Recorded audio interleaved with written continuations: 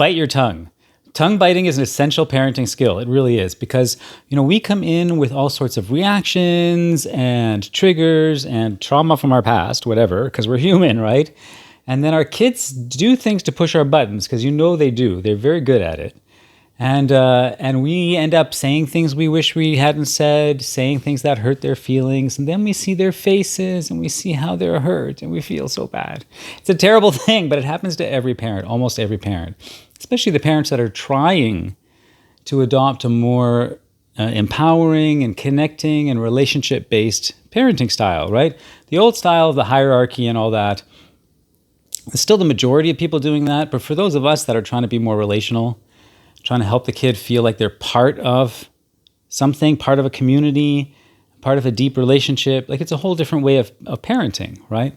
The old mindset has trouble understanding it. And so for us who are on this path, we want to try and monitor our words as much as possible, our tone, our words, our reactions, so that we're not reacting, we're responding from a place of values, relationship, empathy, kindness, no wrongness, no criticism, no judgment, that whole thing. But we don't always have the natural thing come to us that's in alignment. So sometimes just biting your tongue and saying nothing is the best thing you can do. It's actually saved me so many times. My kid's 26 and I still do it. Just today we were disagreeing about something and I knew I was right.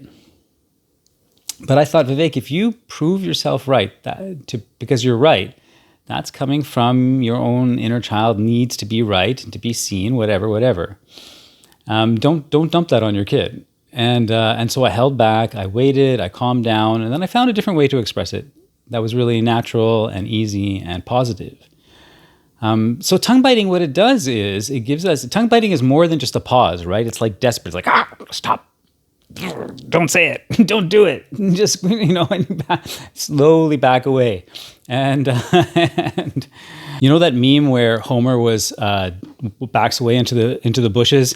That's what the tongue biting is for. You bite your tongue and you have a chance to back away and then reevaluate and reassess. And that scene with Homer backing away is so iconic that I actually have shoes that have it on the back. These are my Adidas Simpsons shoes. And my daughter actually bought these for me. Because she knows how much I love Homer and she knows how much I love that scene. And so for us, it's kind of like that. It's like back away until I have a chance to recenter. So consider practicing biting your tongue. It's a really good practice. It's a survival mechanism. So you minimize how much we damage our kids, right? And it's a worthwhile effort.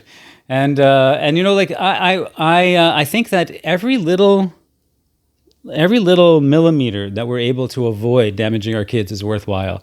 We can't avoid it because, like I said, we come in with trauma and we come in with patterns that aren't very effective from our past and our own parents and society in general. So being able to shift those is really important. But while we're shifting, we're still doing those things. Tongue biting. Bite your tongue. I always say I only have 7% of my tongue left.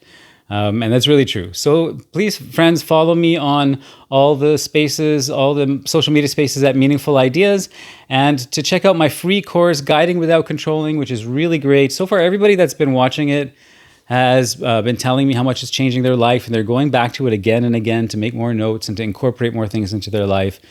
And that is at meaningfulideas.com, and that's it, everybody. Peace out.